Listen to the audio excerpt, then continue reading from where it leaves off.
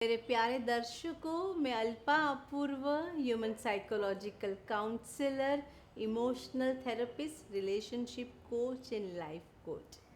My mission, vision and passion is mental health की awareness spread करना। किसी को एंगर, एंजाइटी, स्ट्रेस, डिप्रेशन की प्रॉब्लम है, मैं उनको उनमें से बाहर निकालती हूँ। कोई किसी का खुद का इमोशन नहीं पहचानते हैं, मैं उनके इमोशन रेगुलेट करती हूँ। किसी को रिलेशनशिप की इशू है, खुद से कनेक्ट नहीं है, औरों से कनेक्ट नहीं है, मैं उनकी रिलेशनशिप को एनलाइटन करती हूँ। किसी को लाइफ में पैशन नहीं है, आइडेंटिटी इश्यू है, कॉन्फिडेंट नहीं है, मैं उनको एम्पावर करके उनकी लाइफ ट्रांसफॉर्म करती हूँ। ये सब के लिए मैं 1-to-1 मेरी काउंसलिंग सर्विस देती हूँ और मेरा सक्सेस रेशियो 100% है। स्ट्रेस तो डेली लाइफ में रहता ही है, तो हमें अपनी कोपिंग स्ट्रेटजी को स्ट्रॉन्ग करना है। तो हमें ज़रूरी जितना छोटा सा स्ट्रेस लेके लाइफ को एम्पावर करना है और स्ट्रॉन्ग बनाना है। नेगेटिव स्ट्रेस नहीं लेना है। तो आपको बहुत सारे मैंने गोल्डन नगेट दिए थे। आई होप आपकी लाइफ काफ़ी स्ट्रेस फ्री रही होगी। तो आज के टॉपिक में लेके आई हूँ, बहुत कॉमन टॉपिक है, सबको ज़रूरत है, how to manage anger. Anger means गुस्सा। एंगर, मैं आपको एक प्रश्न पूछूं, क्या आपको गुस्सा आता है? यस और नो? यस, मुझे भी गुस्सा आता है। गुस्सा आना चाहिए। तो गुस्सा क्या है? Anger, what is the anger? Anger एक इमोशन है। जैसे मेघ धनुष के 7 कलर है, ऐसे हमारे 7 इमोशन है। Happy, sad, anger, fear, surprise, disgusting. इस हिसाब से anger one kind of emotion है। तो ये एवरी इमोशन इज़ पॉजिटिव रहते हैं। तो एंगर एक इमोशन है, तो हमें आना बहुत ज़रूरी है। और सब इमोशन हम ह्यूमन में नेचुरली आते हैं, तो एंगर भी नेचुरली आता है और आना ही चाहिए। तो यहाँ मैं आपको एक चीज़ समझाती हूँ कि एंगर क्यों आता है। बेसिकली आप मुझे पूछोगे कि अल्पा जी एंगर क्यों आता है, क्या रीज़न है? कभी आपने सोचा है एंगर आने का रीज़न? क्योंकि परिस्थिति और पर्सन, पीपल और परिस्थिति हमारे अनुसार नहीं होती है। कभी लोग हमारे अनुसार व्यवहार नहीं करते हैं, वर्तन नहीं करते हैं, हमारे मुताबिक हमें अपनी कंडीशन के हिसाब से कोई चीज़ नहीं मिलती है, तब हमें गुस्सा आता है। वो गुस्सा सही है कि गलत है, हम बाद में सोचेंगे। लेकिन एंगर क्यों आता है कि हमारी परिस्थिति और पर्सन हमारे मुताबिक नहीं होते हैं, इसीलिए हमें एंगर आती है। कि अभी सभी को एंगर आना चाहिए, मुझे भी आता है, आपको भी आता है, लेकिन एंगर की मात्रा मेरी भी अलग है, आपके भी अलग है। तो एंगर एक बड़ा सा स्पेक्ट्रम है। तो उसमें कोई एंगर चुपचाप रह के अपनी एंगर दिखाता है, कोई रो के दिखाता है, कोई चिल्ला के दिखाता है, कोई कभी हाथ पग मार एक दूसरे को मार के दिखाता है। तो कभी कभी आपने सुना होगा, कोई तो एंगर खून खराबा करके भी दिखाता है और कोई एंगर सुसाइड करके भी दिखाता है। तो सबकी खुद की एंगर दिखाने की मात्रा भी अलग है और माध्यम भी अलग है। तो मेरे दर्शकों, आज आप खुद चेक करो कि आप में जो एंगर है, एंगर तो रहेगा, होना ही चाहिए, लेकिन आप में कौन से प्रकार का एंगर है। देखो, एंगर वो बहुत स्वाभाविक इमोशन है, लेकिन जो आउट ऑफ कंट्रोल होते हैं, जो एंगर से आपको नुकसान होता है, वो एंगर हम मैनेज कर सकते हैं। देखो, तूफान और गुस्सा जाने के बाद ही पता चलता है कितना नुकसान हुआ है। माचिस की तिलियाँ जलने से पहले खुद को जलाती है, तो ये गुस्सा भी ऐसा है। पहले खुद को जलाता है फिर दूसरे को जलाता है। ये ट्रुथ, ये रियलिटी हम सबको पता है, फिर भी काफ़ी लोग एंगर से परेशान है और एंगर को कंट्रोल नहीं कर सकते। बट मायूस होने की ज़रूरत नहीं है मेरे दर्शकों, मैं आज आपके साथ इसीलिए जुड़ी हुई हूँ। तो ये एंगर की इमोशन है, लेकिन कंट्रोल के बाहर जो जाता है तो हम उस पे ज़रूर काम कर सकते हैं और उसको हम रेगुलेट कर सकते हैं। तो एंगर ज़रूरी है, सही मात्रा में, सही तरीके से, सही टाइम पे हमें वो दिखाना है। तो यहाँ तो मैं पहला पहलू वो ही दिखाती हूँ मेरे दोस्तों। एंगर दिखाना ज़रूरी है, एक इमोशन है, पॉजिटिव इमोशन है। हमारे आजू बाजू जो सिचुएशन आती है हमें एक्सेप्टेबल नहीं होती है, कभी पसंद नहीं है, लेकिन हम वो इमोशन को मन में ही रखें, एक्सप्रेस न करें तो हमारी मेंटल हेल्थ प्रॉब्लम में आती है। हमें उससे over thinking, fear, stress, depression, anxiety, बहुत प्रकार की प्रॉब्लम हो जाती है। तो फर्स्ट एंड फॉर्मल पॉइंट में यहाँ कहती हूँ, एंगर को राइट वे एक्सप्रेस करना बहुत ज़रूरी है, सप्रेस करने की ज़रूरत नहीं है, लेकिन एंगर को राइट एटीट्यूड में, राइट टाइम पे, राइट वे में आपको दिखाना है कि आपकी पर्सनल प्रायोरिटी, पसंद नापसंद क्या है वो लोगों को पता होनी चाहिए। नहीं तो आप नहीं अपनी एंगर आप दिखाओगे तो लोग आपको एक्सेप्ट नहीं करेंगे और आपको राइट पे लेंगे। तो my dear friends, anger should express on right way with right attitude on right time. और इसके आगे हम बात करें तो लाइफ में हमें कितनी सक्सेस, हैप्पीनेस, हम कितने भागते हैं उनके पीछे। किसको बहुत सारे लोग बिकॉज ऑफ एंगर को मैनेज नहीं कर सकते हैं, रेगुलेट नहीं करते हैं, तो लाइफ पे बहुत पीछे हो जाते हैं। उनकी रिलेशनशिप प्रॉब्लम में, पर्सनल लाइफ प्रॉब्लम में, प्रोफेशनल लाइफ प्रॉब्लम में कभी कभी वो अकेले हो जाते हैं और कभी कभी उनको शेम और गिल्ट फील भी हो जाता है। तो ये सब एंगर के रेप्लिकेशन है। तो हमें एंगर मैनेज करनी है, बहुत ज़रूरी है। तो जो सिचुएशन हमारे फेवर में नहीं आती है, जब पर्सन लोगों, आजू बाजू वाले लोगों हमारे मुताबिक नहीं चलते, तब हमें एंगर आती है, लेकिन हम डेफिनेटली मैनेज कर सकते हैं। तो यहाँ मैं आपको दिखाती हूँ कि एंगर आपको क्यों आती है। कभी कभी बहुत लोगों को ऐसा होता है कि मैं एंगर नहीं दिखाऊंगा तो लोग मुझे एक्सेप्ट नहीं करेंगे, रिस्पेक्ट नहीं करेंगे। लोग मुझे अपना रो ऑफ दिखाना है, मुझे अपना स्मार्टनेस दिखाना है, माई वे इज़ द हाईवे। वो उनके दिमाग में ऐसी बात बस गई है, उसीलिए कभी कभी एंगर दिखाते हैं। कभी कभी लोग को ऐसा होता है कि खुद के इमोशन समझते नहीं है, खुद क्या फील करते हैं, तब वो इतने कंफ्यूज होते हैं, इतने दुखी हो जाते हैं, तो इसीलिए वो एंगर उनको अंदर ही अंदर उनको एंगर आता है, वो दिखाते नहीं हैं और एक्चुअली वो एंगर के शिकार बनते हैं। तो because of lack of intelligent emotional हिसाब से एंगर आती है। कभी कभी किसी को होता है कि मैं एंगर दिखाऊंगा तो मैं वीक लगूंगा, तो इसीलिए डबल जोर से कुछ रीज़न भी नहीं होता है तो भी एंगर दिखाता है। नो रीज़न, नो राइम, एक आदत बन जाती है। कभी कभी किसी को इतना वीक होते हैं कि आजू बाजू के लोग उनको इंस्टिगेट कर लेते हैं, कि इंस्टिगेट होने से एकदम भड़क जाते हैं। तो ये सब हमारी पर्सनालिटी है। बचपन से हमारा सबकॉन्शियस माइंड आजू बाजू की लोग को देखते हैं, हमारी पैटर्न क्या है, हमारी अपब्रिंगिंग क्या है, हमारी फैमिली क्या है, ये सब लोग को देख के हमारी हमारी एक पर्सनालिटी बन जाती है। और कभी हमें एहसास नहीं होता है कि हमें एंगर से बहुत नुकसान हो रहा है, तो एंगर पे हम कभी भी काम नहीं करते हैं और एंगर हमारी बढ़ती जाती है। और एंगर से हमारी फिज़िकल हेल्थ बिगड़ती है, मेंटल हेल्थ बिगड़ती है, इमोशनल हेल्थ बिगड़ती है और रिलेशनशिप भी बिगड़ जाती है।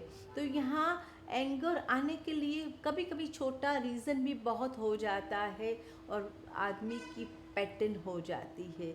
और कभी इसीलिए मैं यहाँ बोलती हूँ कि एंगर अलग अलग लोगों को अलग अलग मात्रा में अलग अलग रीज़न से आते हैं, बिकॉज़ उनकी पैटर्न बचपन से ऐसी हो गई है।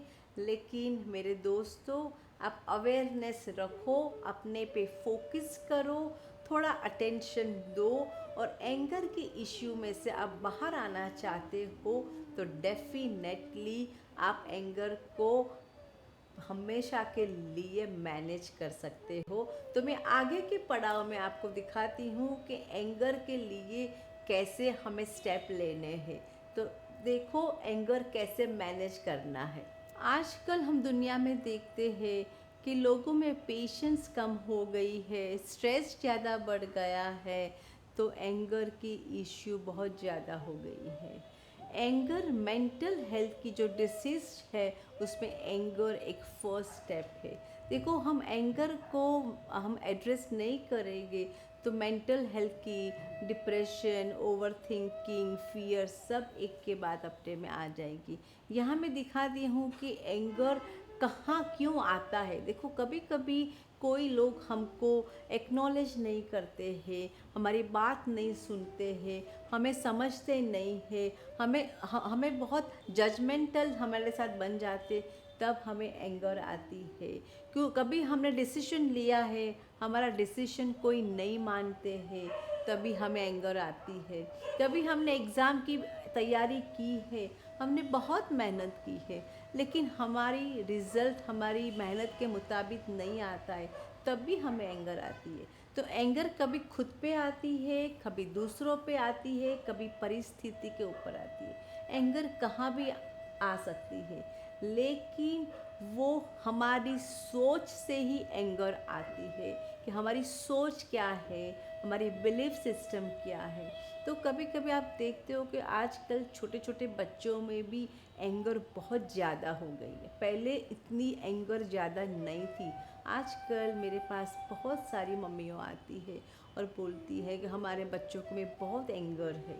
लेकिन इसका एक रीज़न मैं आपको बताती हूँ कि बच्चे लोग आपको माँ बाप को देखते, माँ बाप की लाइफ इतनी फास्ट हो गई है, इतना स्ट्रेस आ गया है, तो माँ बाप में ठहराव नहीं है, पेशेंस नहीं है, धीरज नहीं है, तो वो आपको देख के एंगर लाते हैं। दूसरी चीज़ बहुत टेक्निकल में बात बताती हूँ कि ये एंगर की प्रॉब्लम जब जेनेटिक भी होती है।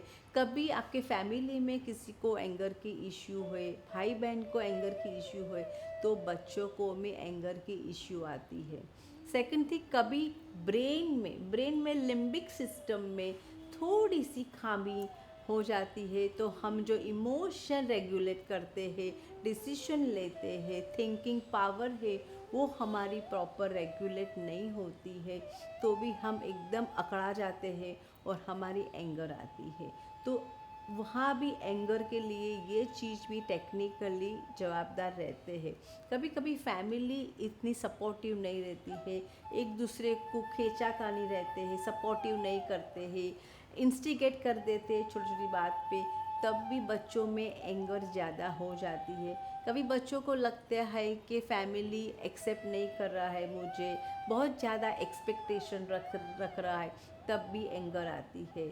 और कभी किसी में इमोशनल इंटेलिजेंट नहीं है, तो ये बहुत सारे इमोशनल इंटेलिजेंट नहीं है, तो भी खुद के इमोशन समझते नहीं है, दूसरों के इमोशन समझते नहीं है, तो चीज़ों का वो चीज़ों से अलग से सोच लगाते हैं। कहने का मतलब किसी का अलग है, वो सोचते हैं अलग, तो इस हिसाब से डिस्क्रिपेंसी आ जाती है और एंगर आता है। तो सो मैनी टाइम्स अलग अलग रीज़न से बच्चों में एंगर की इश्यू आती है। तो यहाँ से देखो एंगर सब में है, मैंने पहले भी आपको बताया, अलग अलग मात्रा में है। तो दो प्रकार की एंगर होती है। तो यहाँ एंगर के हम दो पहलू देखें तो एक एंगर साइलेंट एंगर। तो साइलेंट एंगर मीन्स क्या? कभी दो लोग और ज़्यादा लोग की एक दूसरे से नहीं बनती है, एक दूसरे को एक्सेप्ट नहीं करते हैं, कुछ उनके डिसएग्रीमेंट होते हैं, डिसरिस्पेक्ट होती है, तो वो उसकी एंगर वो चुप होके दिखाते, तो दोनों से बात ही नहीं करते। मैं आपको एग्जांपल दूँ, एक कपल है, वो मेरे पास आता था, वो दोनों की ईगो इतनी हाई थी, वो कपल को छोटी बड़ी चीज़ में हमेशा प्रॉब्लम रहता था, तो वो कभी बैठ के सॉल्व नहीं करते थे। और जब दोनों को गुस्सा आता था तो दोनों शांत हो जाते थे। वो कभी कभी 2 दिन, 4 दिन, 5 दिन, हफ्ते तक नहीं बोलते थे। तो इतनी ईगो हाई थी, और दैट्स कॉल्ड साइलेंट एंगर। लेकिन ये साइलेंट एंगर बहुत किलिंग है, वो पूरे दिन नेगेटिव सोच पे ले जाती है। तो जब आप साइलेंट एंगर के जोन में रहते हो तो वो सामने वाले पर्सन की नेगेटिव सोच ही सोचते हो को कैसे सब चीज़ में नेगेटिव है, तो आप में एक पॉइजन सी चीज़ आ जाती है। तो आप इतने जहरीले हो जाते हो, इसको हेट्रेड फीलिंग करते हो, और आप कभी भी सॉल्यूशन लाने से ज़्यादा एक दूसरे को मंजूर नहीं करते हो। और साइलेंट एंगर से आपकी मेंटल हेल्थ बहुत ही ख़राब हो जाती है, और आप ओवर थिंकिंग, फियर, इनसिक्योरिटी इतनी ज़्यादा बढ़ जाती है कि आपके रिलेशन बहुत ज़्यादा ख़राब हो जाते हैं। सेम थिंग ये साइलेंट एंगर मैं दूसरा पहलू दिखाऊं तो ये बहुत कपल में आजकल साइलेंट एंगर बहुत दिखने को मिल जाता है, कि हाई सोसाइटी वाले कपल में बहुत दिखता है। लो सोसाइटी वाले एक बार मार लेते हैं, चिल्ला लेते, ख़त्म हो गई बात, फिर वो अपनी लाइफ में हो जाते हैं, फिर लाइफ में मशगूल हो जाते। लेकिन हाई सोसाइटी में साइलेंट एंगर बहुत प्रॉब्लम, और ये ही साइलेंट एंगर ही डिवोर्स का आज एक कारण बन गया है। तो माय डियर फ्रेंड्स, मैं यहाँ ऐसा काउंसलर रेकमेंड करती हूँ, भले साइलेंट एंगर आप में है, इमीडिएटली थोड़े घंटों में आप बैठो, सॉल्यूशन लाओ कि प्रॉब्लम क्या है, प्रॉब्लम पे रूट कोज में जाओ और उसकी प्रॉब्लम मिटाओ। अभी कभी कभी क्या होता है कि एम्प्लॉई और बॉस उसमें भी लो, अभी एम्प्लॉई को लो सेल्फ एस्टीम में, बॉस इज़ हाई है, तो कभी कभी बॉस चिल्लाता है, उनको धमकाता है, तो एम्प्लॉई को लो सेल्फ एस्टीम में भी एंगर आता है। वो एंगर दिखाता नहीं है, लेकिन एंगर ये साइलेंट एंगर है। तो ये एंगर इतनी बढ़ जाती है, तो रोज़ ये सिलसिला चलते रहेगा, तो वो एंगर कभी भी वो अपने बॉस पे वार कर सकता है, और बॉस का इतना डर उनको, बॉस को डर आ जाएगा कि ये आदमी कुछ भी कर सकता है। तो ये silent anger is more killing than explosive anger. तो माय डियर फ्रेंड्स, ये साइलेंट एंगर को इमीडिएटली एड्रेस करना बहुत ज़रूरी है। तो यहाँ साइलेंट एंगर से मेंटल हेल्थ ज़्यादा डैमेज हो रही है, और ज़्यादा पॉइजन भर रहे हो, ओवर थिंकिंग बहुत ज़्यादा हो रही है, और आप नेगेटिव जोन में डे बाय डे जा रहे हो। उनके प्रत्याघात आपकी फैमिली पे हो रहे हैं, आपकी पर्सनल लाइफ पे हो रहे हैं, आपकी प्रोफेशनल लाइफ पे भी हो रहे हैं। अभी सेकंड एंगर की बात करो तो एक्सप्लोसिव एंगर। कभी कभी दो लोग, ज़्यादा लोग, कुछ भी छोटी सी बात बन जाती है, छोटी सी किसी से भूल हो गई, अपने से हो गई, किसी ने कुछ बोल दिया, किसी ने अटेंशन नहीं दिया, एब्सोल्युटली भड़क जाते। That's called explosive anger. वो एंगर में वो कभी कभी इतने समझने की कोशिश नहीं करते कि सामने वाला क्या समझाता है, क्या बोलता है, उनकी वो सोचने की वो शक्ति कम हो जाती है, इतना गुस्सा करते हैं। कभी कभी तो वो चिल्लम चिल्ली बैड वर्ड्स बोल देते हैं, और चीज़ फेंकने लगते हैं, और खुद को कंट्रोल नहीं कर सकते। This called explosive anger. पर यहाँ मैं एक चीज़ बताती हूँ कि ये जो एंगर आती है ना, वो कोई किसी को हर्ट करता है, और दिल में वो हर्ट वाली फीलिंग होती है, और वही टाइम दूसरा कोई आके फिर से हर्ट करता है, तब वो ज़्यादा एक्सप्लोसिव हो जाता है। तो यहाँ मैं आप एग्ज़ाम्पल दूँ कि एक एम्प्लॉय ऑफिस में काम करता है, कोई कोई ऐसा कोई चीज़ घटना बन गई और बॉस ने आके चिल्ला दिया, लेकिन उनकी वो एम्प्लॉय की लो सेल्फ एस्टीम है तो बेचारा कुछ नहीं बोला, सुन लिया। लेकिन वो तो ह्यूमन है, इमोशन से भरा हुआ है। तो वो एम्प्लॉय जब घर पे आता है और और गलती से वाइफ ने बच्चों की कंप्लेन कर दी कि वाइफ भी स्ट्रेस में अक्खा दिन पे, जैसा वो एंटर होता है तो वाइफ ने अपना खुद का फ्रस्ट्रेशन निकाल दिया। ऑलरेडी वो पर्सन हर्ट है, किसी ने हर्ट किया है, लेकिन वहाँ कुछ बोला नहीं है। वो घर पे आया, वाइफ ने कुछ बोल दिया, वहाँ उसकी एंगर एक्सप्लोसिव हो गई। इतना वाइफ पे टूट गया, इतना चिल्लाया, कहाँ तो एंगर निकालनी थी। तो ये एक्सप्लोसिव एंगर है। हर्ट पीपल कि किसी ने कहाँ हर्ट किया है तो यहाँ वो किसी को हर्ट करता है। तो एंगर ये खुद की सिचुएशन का एक फीडबैक है कि वो किसी ने हर्ट किया तो हम किसी से हम गलती से, हमारा इंटेंशन नहीं होता है तो भी हम हर्ट हो जाते हैं।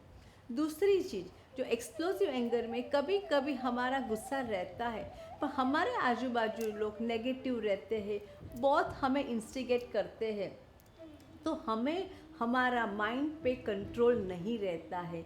हम इंस्टिगेट हो जाते हैं, उनकी बातों में आ जाते हैं और हम भड़क जाते हैं और हमारे एक्सप्लोसिव एंगर हो जाती है। लेकिन एक्सप्लोसिव एंगर में देखो, हम किसी ने इंस्टिगेट कर दिया तो हमारी सोच हम नहीं पकड़ सकते हैं और फिर बाद में जो हम जो सीन बनाते हैं उसके बाद हमें इतना गिल्ट आता है, इतना शेम आता है, फिर हम कितना भी अफसोस करें, वी कांट डू एनीथिंग। तो explosive anger also not right in life. तो यहाँ मुझे वो ही कहना है कि साइलेंट एंगर भी अच्छी नहीं है, एक्सप्लोसिव एंगर भी अच्छी नहीं है। सबके रेप्लिकेशन वही होता है कि आपकी मेंटल हेल्थ इतनी ख़राब होती है, आपके मुंह लाल हो जाते हैं, जड़बे टाइट हो जाते हैं, आपकी स्पाइन टाइट हो जाती है कि आपको कभी कभी अटैक आ जाता है, आपका ब्लड प्रेशर हाई हो जाता है, आपकी रिलेशनशिप ख़राब हो सकती है, आपकी पर्सनल लाइफ में आपको कोई रिस्पेक्ट नहीं करेगा। जो भी आप अच्छे आदमी हो, सच्ची बात करते हो, सच्चा काम करते हो, लेकिन आप सही वक्त पे, सही टाइम पे, सही तरीके से आपकी एंगर नहीं दिखाओगे, आपका तजुर्बा, आपका ओपिनियन, आपकी थिंकिंग प्रोसेस आप नहीं बताओगे तो लोग आपको रिस्पेक्ट नहीं करेंगे। तो ये जो ज़्यादा एंगर आती है कंट्रोल के बिना, वो आपकी पर्सनल लाइफ, प्रोफेशनल लाइफ, आपकी रिलेशनशिप को बहुत नुकसान करती है और आपकी मेंटल हेल्थ को भी बहुत नुकसान करती है। तो यहाँ मेरा रिकमेंडेशन है, आप तो फर्स्ट आइडेंटिफाई करो कौन सी एंगर आपको आ रही है, क्या रीज़न एंगर आने का है, आपको एक्सप्लोसिव एंगर आ रही है कि आपको साइलेंट एंगर आ रही है, क्योंकि आपको ईगो आपकी हाई है कि आपको कोई इंस्टिगेट करता है। वो सब चीज़ आपको एनालिसिस करनी है और मैं आगे आपको अभी टूल्स एंड टेक्निक देती हूँ कि ये टूल्स एंड टेक्निक आप डेली लाइफ में यूज़ करोगे तो आप काफ़ी आपकी एंगर आप कंट्रोल कर सकोगे। लेकिन उनके लिए आपको अपना एंगर कहाँ है, कैसी आती है, आपकी क्या पैटर्न है, आप खुद को इंट्रोस्पेक्ट करना बहुत ज़रूरी है। आप कहाँ हैं आप देखोगे तो आपको आइडिया आएगा कि आपको कहाँ जाना है। तो माय डियर फ्रेंड्स, आप अभी यहाँ जो टॉक के बाद आप बैठो, आप समझो कि आपको कौन से प्रकार की एंगर आती है। तो मैं आज आगे बताती हूँ। मैं एक कहानी बताती हूँ कि उसमें एंगर इतनी प्रॉब्लम लेके आती है कि फिर पूरा फैमिली डायनेमिक बिगड़ जाता है। यहाँ मुझे आपको एक रियल एक किस्सा सुनाना है कि वो एक युवान है, वो उसकी शादीशुदा है, उसको 3 साल का बच्चा है। तो ये युवान अच्छा सा बिजनेस कर रहा है, अच्छी सी फैमिली है, अच्छी सी वाइफ है, everything good in life, but लेकिन उसको इतनी एंगर की इश्यू है बचपन से, लेकिन कभी उसने ध्यान नहीं दिया है। उसको उसके फैमिली वालों ने बोला है, लेकिन he is taking so light. तो कोई भी चीज़ में उसको एक्सप्लोसिव एंगर आ जाती है और छोटी छोटी बातों में वो भड़क जाता है, गुस्सा आ जाता है, फिर वो सिर दुखता है और रूटीन लाइफ चल रही। अभी प्रॉब्लम यहाँ हो गया है कि उसका 3 साल का बच्चा है, तो उनके लिए तो वो युवान के लिए एंगर तो बहुत नॉर्मल है। छोटी बातों में भी एंगर, बड़ी बातों में भी एंगर, सबके साथ एंगर। तो उनकी वाइफ तो उनका एंगर निभा लेती है, हैंडल कर लेती है स्मार्टली। लेकिन अभी जब भी छोटी बात के लिए वो भड़क जाता है, तब उनका बच्चा उनको दिखता है, तो उनका बच्चा उनसे इतना डर जाता है। तो जब भी उनकी एंगर आती है तो बच्चा रोने लगता है और उनकी मम्मी के पल्लू में आ जाता है। तो ये सिलसिला चलता रहा। अभी सिचुएशन वो आ गई कि वो बच्चा अपने पापा के पास जाता ही नहीं है। तो पापा को भी चिढ़ आती है कि वो मेरे पास क्यों नहीं आता है। मैं इतनी अच्छी सी परवरिश कर रहा हूँ, अच्छी सी स्कूल में भेज रहा हूँ, सब चीज़ कर रहा हूँ, बाहर लेके जा रहा हूँ, अच्छा सा टॉयज़ दे रहा हूँ, लेकिन मेरे पास क्यों नहीं आता है। कितनी बार उनकी वाइफ ने बोला कि आपकी ये एंगर इश्यू से वो डर जाता है। बच्चा बहुत सॉफ्ट है, लेकिन पापा मानने के लिए तैयार ही नहीं है कि ये प्रॉब्लम से बच्चा इतना डरा हुआ है, अपने पास नहीं आता है। मेरे दर्शकों, मैं यहाँ आपको एक रियलिटी दिखाती हूँ कि ये एंगर के इशू वो युवान ने खुद ने नहीं पहचानी, लेकिन वो बच्चा उनसे दूर हो गया। अभी तो 3 साल का है, पूरी लाइफ पड़ी है। कितना भी देखो, ये रिलेशनशिप कैसी रहेगी, कहाँ जाएगी। इसीलिए मैं आपको बोलती हूँ कि जब भी एंगर का इश्यू आपको है, आपके फैमिली वाले को, किसी को है, आप एड्रेस करो। लाइटली मत लो कि ये तो पहले से है, हो जाएगा। इनको आपके जो एंगर की इश्यू की रेपिकेशन आपको भोगवनी पड़ेगी। इससे सेम केस मेरे पास एक फैमिली आ रहा है, फैमिली काउंसलिंग के लिए। 3 जनरेशन है, बहुत सारा पैसा है, बहुत दौलतमंद लोग को है, लेकिन सब तीनों जनरेशन को एंगर की इश्यू है। दादा भी इतनी गुस्सा करता है, फादर भी करता है ग्रैंडसन, क्योंकि ग्रैंडफादर का करना जो तौर तरीके व्यवहार है वो उससे सन ने देखा है। सन का जो व्यवहार है उसने अपने ग्रैंडसन ने देखा है। तो वो घर का सिलसिला चल रहा है। तो आज बिजनेस भी अच्छा है, पैसा है, लेकिन फैमिली डायनेमिक कुछ नहीं है, रिश्ते अच्छे नहीं है। प्यार करते हैं लेकिन प्यार दिखाते नहीं है, पैसा है। अभी इतनी एंगर बढ़ गई है, रिश्ते में कोई मज़ा ही नहीं है। तो ये चीज़ आपको इमीडिएटली नहीं, पर धीरे धीरे ये चीज़, एंगर की चीज़ सब एरिया में हमें बहुत सारी नुकसान करती है। तो मैं आपको ये समझाती हूँ कि जो भी चीज़ में, मेरा तो लाइफ का मंत्र है, where attention goes energy flows.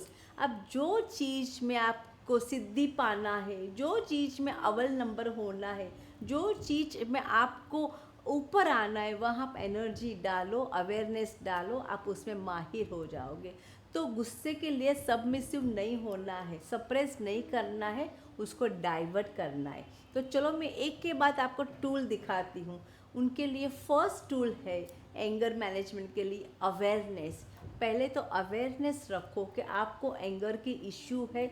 जब भी आप कहाँ भी हो, कोई भी सिचुएशन में हो, कहाँ भी हो, आपको एंगर आती है तो अलर्ट हो जाओ, अवेयरनेस रखो। सेकंड थिंग, कुछ भी हो रहा है आपके साथ, तब मैं आपको अवेयरनेस के साथ ABCDE दे रही हूँ। तो A means attention, B means आपको ब्रीदिंग करना है, डीप ब्रीदिंग करना है। कुछ भी हो रहा है आजू बाजू, आपको कोई चीज़ मायने नहीं रखनी है, कोई चीज़ माइंड में नहीं रखनी है, आपको डीप ब्रीदिंग करना है। सी मीन्स आपको काउंट करना है माइंड में, 1 2 3 4, ऐसा 1 to 10 तक। सी हो गए। डी, डिस्टेंस कर देना है। कोई भी परिस्थिति आई है, सब चिल्लम चिल्ली करते, कोई भी परिस्थिति को आपको एकदम शांति से वहाँ से डिस्टेंस हो जाना है, आपको बाहर निकल जाना है, वो रूम से दूसरे रूम में जाना है। आप डिस्कनेक्ट हो जाओगे, आपकी एंगर शांत हो जाएगी। देन सब माहौल शांत हो गया, आपका दिमाग भी शांत हो गया। हमारे पास प्री फ्रंटल कॉर्टेक्स रहता है, ये प्री फ्रंटल कॉर्टेक्स एक्टिव हो जाता है। तब आपको जो चीज़ में गुस्सा आया है, जो चीज़ आपको मंजूर नहीं है, आप एक्सेप्ट नहीं कर रहे हो, वो चीज़ के बारे में आपकी एंगर अच्छे से एक्सप्रेस करो। आपके थॉट, फीलिंग, इमोशन, वो व्यक्ति को, वो परिस्थिति के बाद, तो शांति से आपकी एंगर बहुत अच्छी तरह से आप डाइवर्ट कर सकते हो। आपको चिल्लम चिल्ली करने की ज़रूरत नहीं है।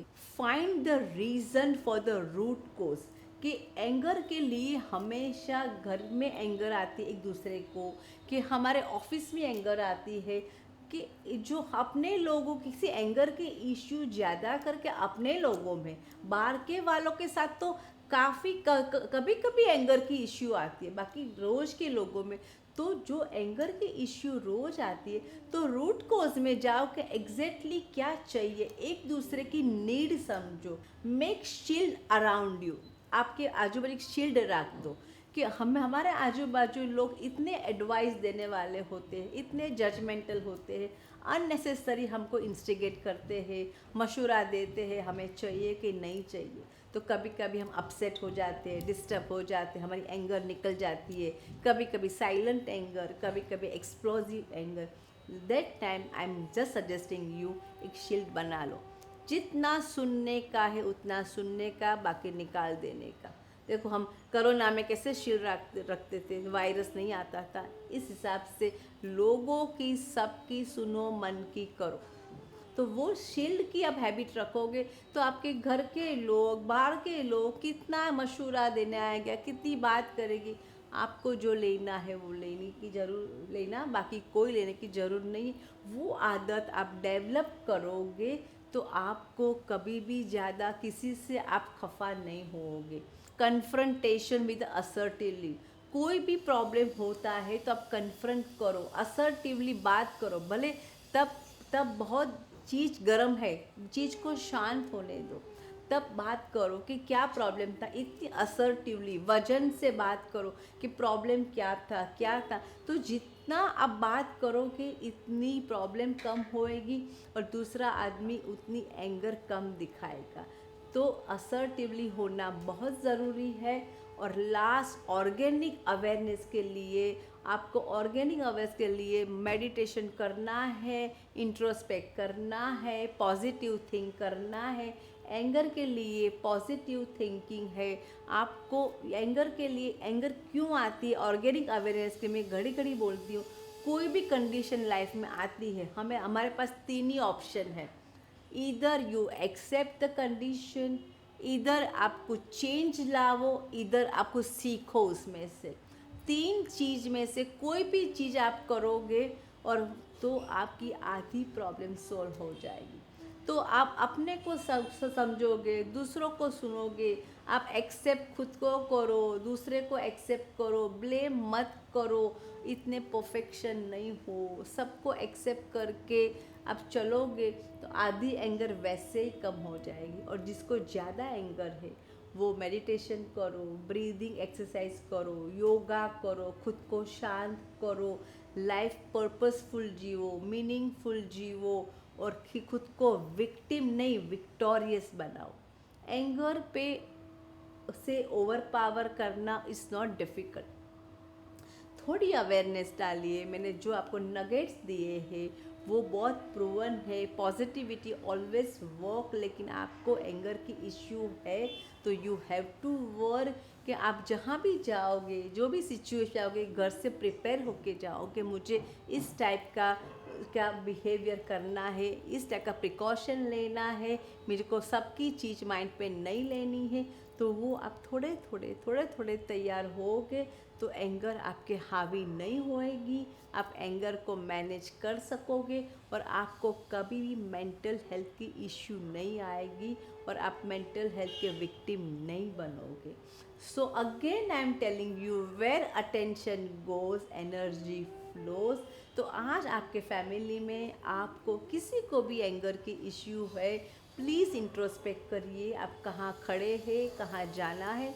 बहुत सारे मैंने गोल्डन नगेट्स दिए हैं, आप लाइफ में यूज़ करने लगिए और एंगर को मैनेज कीजिए। एंगर आना ज़रूरी है, मैं आज भी बोल रही हूँ, लेकिन सही टाइम पे, सही तरीके और सही एटीट्यूड से। तो तो एंगर इफ़ेक्टिव होता है, एंगर से हमें प्रोग्रेस भी मिलती है और लोग रिस्पेक्ट भी करते हैं, लेकिन सही तरीके से एंगर आना ज़रूरी है। तो my dear friends, I hope कि आज मैंने एंगर के बारे में बहुत सारी मटेरियल दी है, बहुत सारे पॉइंट दिए हैं, तो आपकी एंगर की इश्यू बहुत सारी कंट्रोल हो सकती है। तो आज का शो आपको लाइफ में ज़रूर एंगर के लिए वैल्यू ऐड करेगा। So I am thank you so much to my दर्शकों and redesign your life with Alpa Apoorva.